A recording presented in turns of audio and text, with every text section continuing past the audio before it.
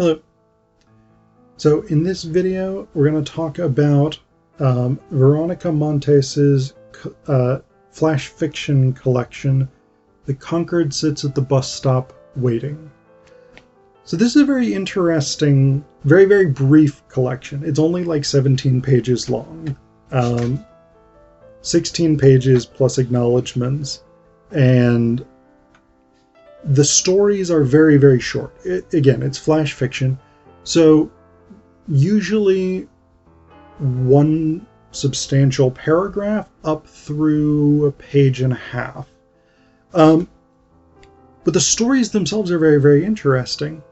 They are, a lot of them revolve around these sort of difficulties of women's experience, particularly in terms of feeling confident enough to express oneself, or the sort of difficulties of self-confidence, the difficulties of feeling legitimized, particularly in abusive relationships or abusive situations. And so this is the sort of central experience of these stories. And I want to read you just this very short one, the titular story, which I think encapsulates this sort of thematic component, because one of the things that's really striking to me about Montes' writing is the interaction between the emotional and the physical, and you'll see that in this story, or you'll hear that in this story. So this is The Conquered Sits at the Bus Stop Waiting. She chooses a red stone, places it on the center of her tongue, sucks gently. Her toes are covered in dust. She was young once, tender-skinned and lush, the whole of her like a forest. The men came one after another, circumnavigating the expanse of her body, licking its contours, extracting gold. Her hair sprung from her head like coils, but all that remains now are tight whorls of black set like punctuation marks along her scalp. When you call out, she will cover her eyes as if you are made of sunlight. So first off, the imagery is fantastic here. That last line, she will cover her eyes as if you are made of sunlight. What a brilliant turn of phrase. But we've also, again, got this really tight intertwining between the physical and the emotional, or the physical and the psychological. This idea, for instance, that her hair changes as she sort of experiences these seemingly negative interactions with men. I mean, this idea of like extracting gold, that sort of extracting component suggests to me that these are in many cases negative relationships. But this idea that her hair sprung from her head like coils, but all that remains now are tight whorls of black set like punctuation marks along her scalp.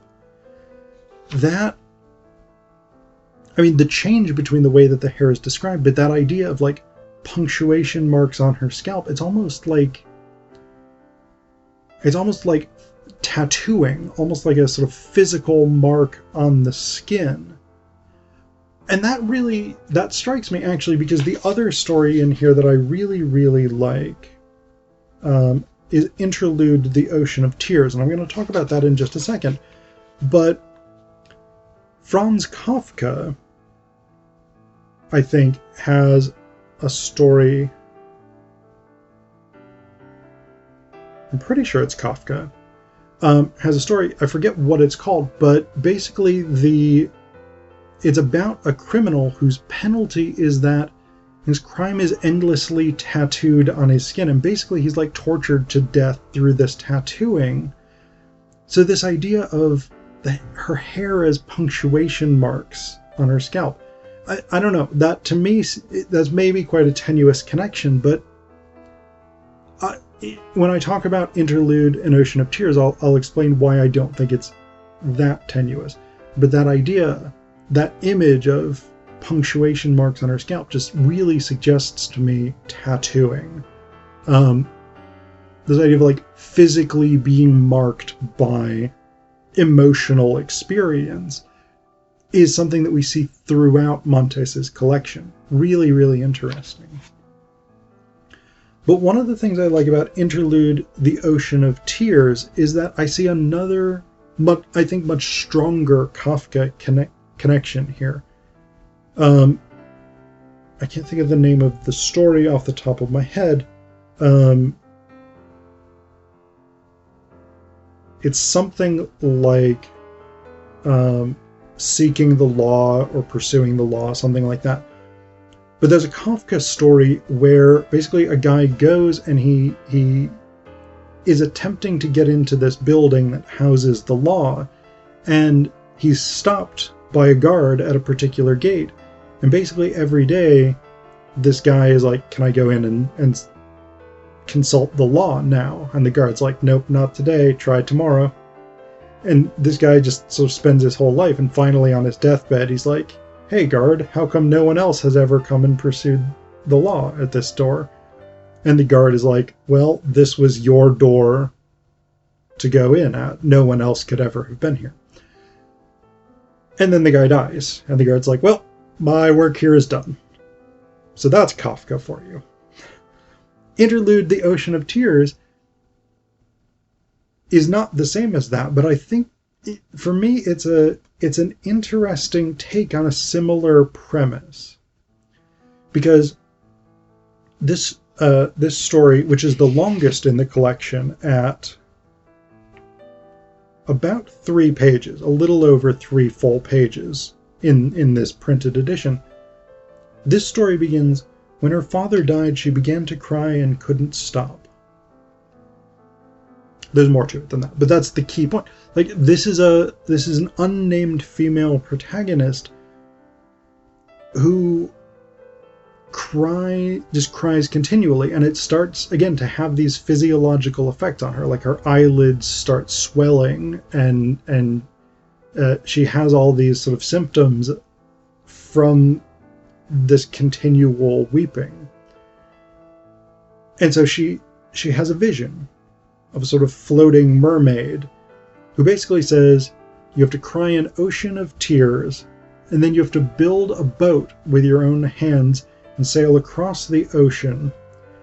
And once you get across the ocean, you will find a door. And when you open that door, your sorrow will be gone. Your burden will be lifted. Your grief will be over. So she does this. And according to the story, the crying an ocean part is the easy component. But then she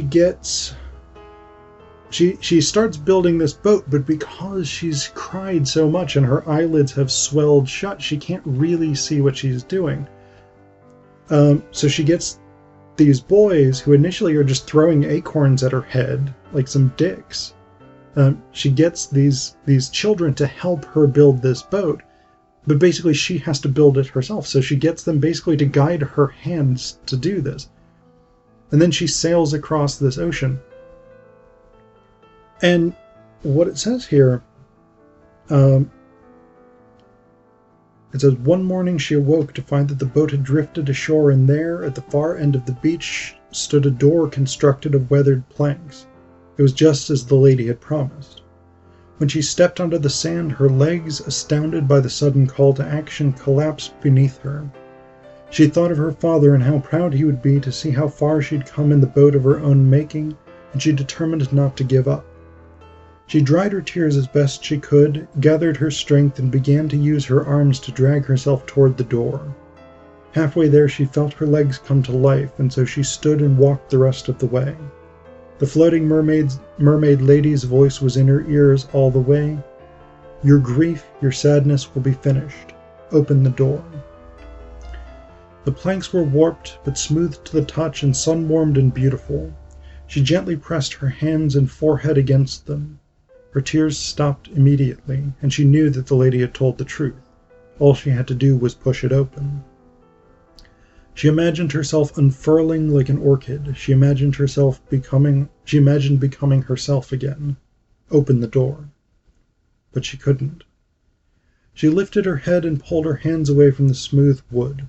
She walked back the way she'd come. By the time she pushed the boat away from the shore and climbed in, the crying had begun again in earnest. It took her hours or maybe days or weeks to cross back over the ocean of tears. She arrived home at night, tunneled into bed, and cried until she fell asleep. It was like that for many years. It was like that forever. So again, we've got a very different ending here than Kafka, and I think it's linked. I think the two stories are linked by the idea of the door that one can't enter into. That the door promises some sort of salvation or some sort of solution to one's desires. It's what Jacques Lacan, the French psychoanalyst, would call the objet pétillant, the thing that one thinks one wants, the thing that one thinks one desires and would make one whole if one could only achieve it. The fact that for both Montes and Kafka it's located behind a door that doesn't open, I think is really, really interesting. But again, in the Kafka story, the man who's come seeking the law just stays there day after day asking if he can go in, and eventually dies there. For Montes, it's not necessarily clear that this door won't open, just this protagonist doesn't open it. Instead, she goes back and she cries forever.